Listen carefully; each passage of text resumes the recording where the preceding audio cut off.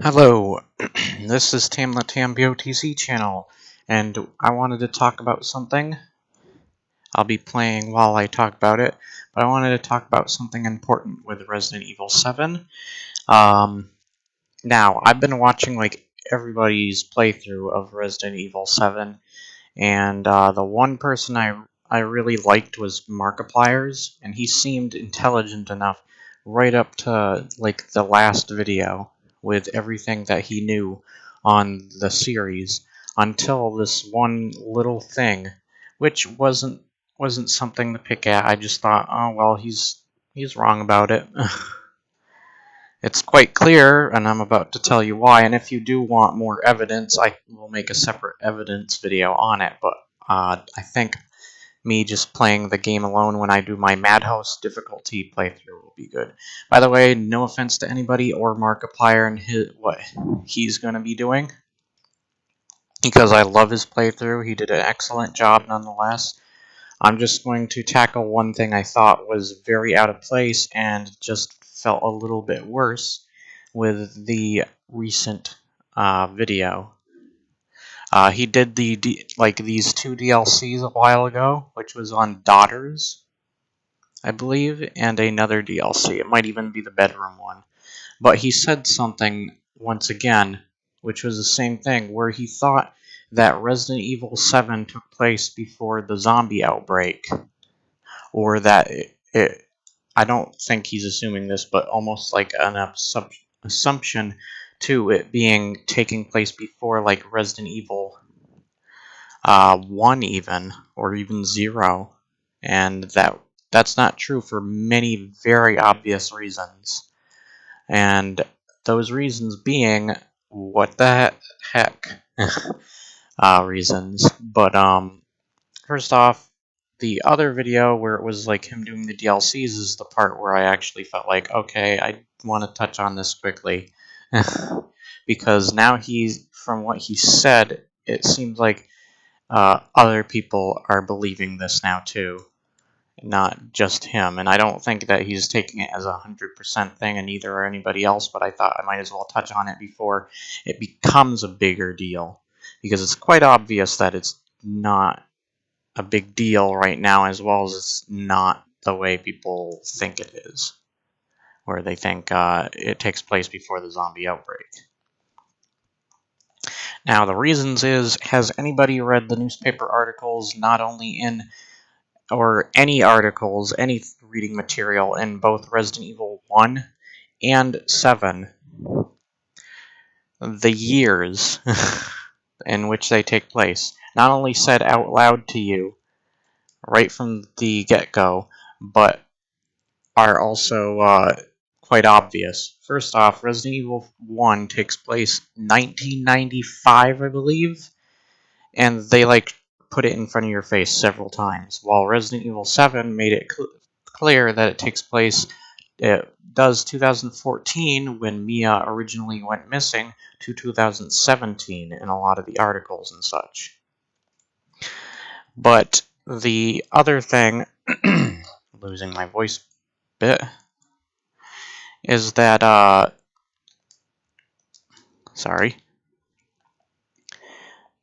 that I'm losing train of thought. That there's tons of these articles and stuff, and and there has been tons of outbreaks that have happened before Resident Evil 7. By the time that, and Capcom is also in a lot of their quotes and interviews, I believe, they have quoted that Resident Evil 7 does take place after the events of Resident Evil 6, and they say Resident Evil 6. And we already know that Resident Evil 6 is definitely after the zombie outbreak. So that's not entirely true. So that goes down the drain.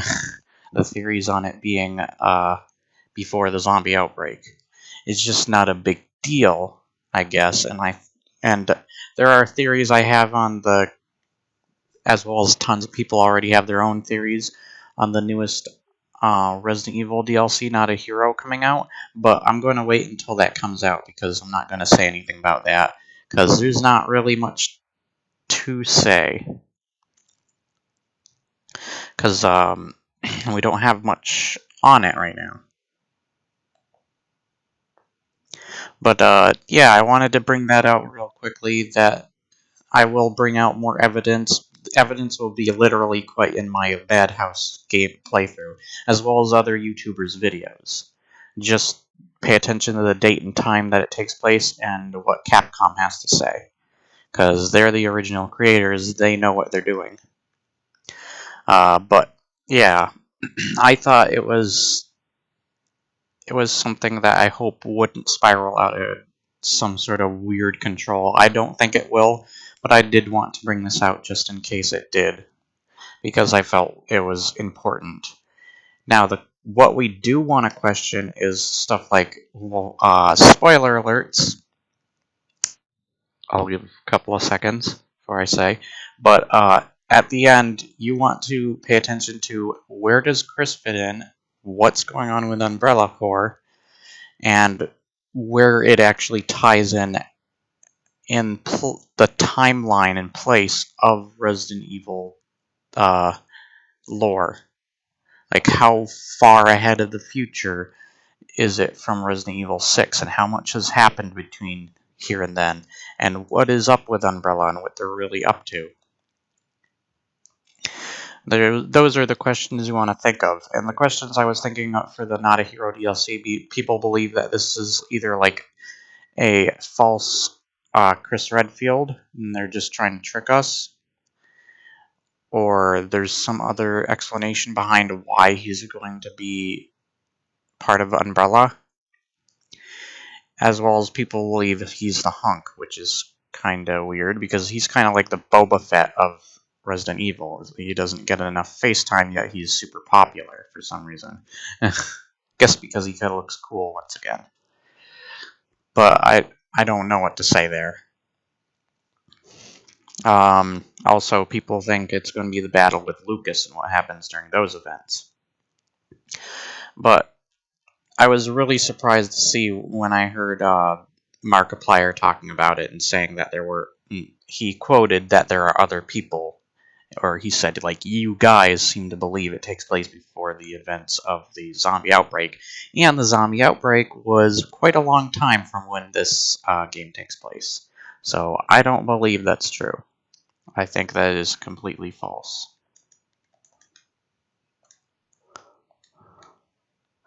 But yeah, I just wanted to bring that out. I'm sorry to just playing this. I already know everything. You already have a video on me doing a full playthrough. But I guess if you want to watch this, I don't think I'm going to go all the way through. But I felt that was important. In a way. I will bring more evidence through like playthroughs and such. But keep an eye on my channel. I will bring more Neo, or Nio, or whatever it's called. I can't remember how to pronounce it. Just been busy. I'm trying to work on the other games, Battlefield 1 and such. I'm done with Watch Dogs 2 for now, and I'm done with Final Fantasy 15 for right now. I think I have enough videos to satisfy the Final Fantasy and Watch Dogs fans.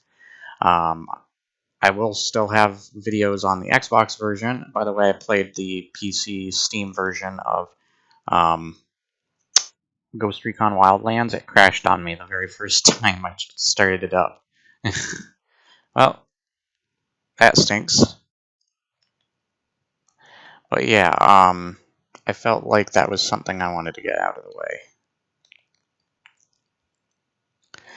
But I hope you enjoy. Look forward to my Let's Play, hopefully, of Resident Evil 7. It will be a Let's Play that is on the Madhouse difficulty, hopefully. Because I've always wanted to do the playthrough. And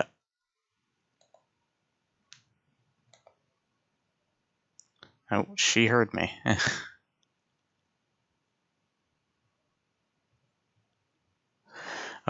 Alright. So I'm just gonna pause. I'm just gonna pause it right here. You guys already saw my video on this. I hope you could have heard me fine.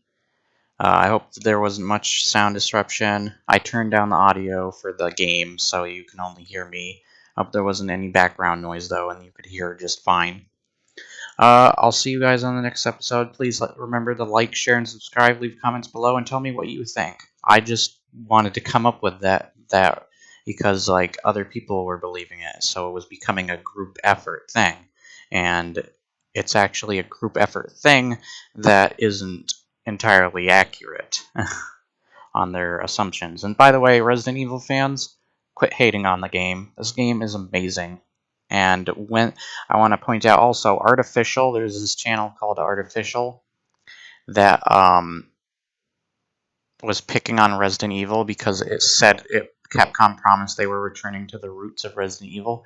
He was mostly touching on the camera angles, and that's not what Capcom set out to do. They set out for the atmosphere and the horror, and I guess the gameplay mechanics, not the camera angles. And we already seen that first person really works well with horror. Even Resident Evil 7's getting good reviews because of it. But the many good examples that can show you that is games like Outlast and Alien Isolation. It's a really good thing. So I actually wouldn't mind 2 more games. And plus, it's not the first time they've changed their camera angles. They've changed them several times. Oh, she was right there. But also, like, I hear people complain on GameStop, and I have feelings like Xbox fans are just mad because they didn't get a lot of the stuff first. But still, it's great on the Xbox too, and it is more terrifying in VR. But I wasn't raining inside for a second there. But yeah, I really wanted to touch on all of that stuff, and they did a great job with what they had to offer. And I had a lot of fun. I think this game's definitely worth putting on the top 10 or top 15 list of Resident Evil or just video games of the year. Ugh, sorry. So, yeah, there were a couple other things I wanted to talk about. I don't remember there being moths flying around here. That was weird. Just see that for a second? But yeah, that was like something I really wanted to talk about. I'm like I know I'm saying the same thing over and over again. I'm just trying to like, as I'm talking, I'm trying to think like what I was going to say before, because I did have a couple of things to say. But yeah, Resident Evil 7 is a really good Resident Evil game. Oh yeah, I remember. Resident Evil 4 is the most popular Resident Evil game, and it was the first one to change its camera angles. Oops, what the heck? That was weird. Change its camera angles, and I don't think of the enemies as zombies. There's a couple of reasons. First off, they know how to use weapons. They speak Spanish. The zombies weren't intelligent enough to speak. They weren't rotting like zombies, and they mutated more than zombies did. And zombies are generic and boring as they're looked at nowadays. And I can see people like Angry Joe doing another Dying Light beginning thing where it's like, another zombie game! Because we seriously do have a lot of zombie games, TV shows, and movies. It's just ridiculous, and it's kind of boring. Like, Aliens, you can do more with aliens, and I'm sure you can do more with zombies, but not in the way that you think. Like, there's less to do with zombies than you can with aliens and such. There's more creativity shared with other forms of media. And I'm not saying that zombies aren't. So, I'm sorry once again if I did offend anybody or something came across wrong. And also, Markiplier, you're awesome. Keep up the great work, and I would love to see more videos from you. I'm not a big, important YouTuber, so this is just an opinion, so take it like one. It's not Well, besides the fact that there are notes scattered throughout those games where it literally tells you the date and year, and there are literally YouTubers that like throw it out in front of your face. Like, for example, Where's Barry channel really puts it in front of your face about the year, time, and date. And I really want to know about Clancy too and how he fits in because he could possibly be alive. Why would they do that weird time, date, or line thing with the videotapes? That was really weird.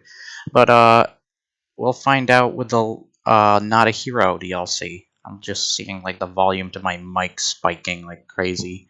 I hope you heard this fine though, and that it didn't spike like crazy like you guys are probably hearing.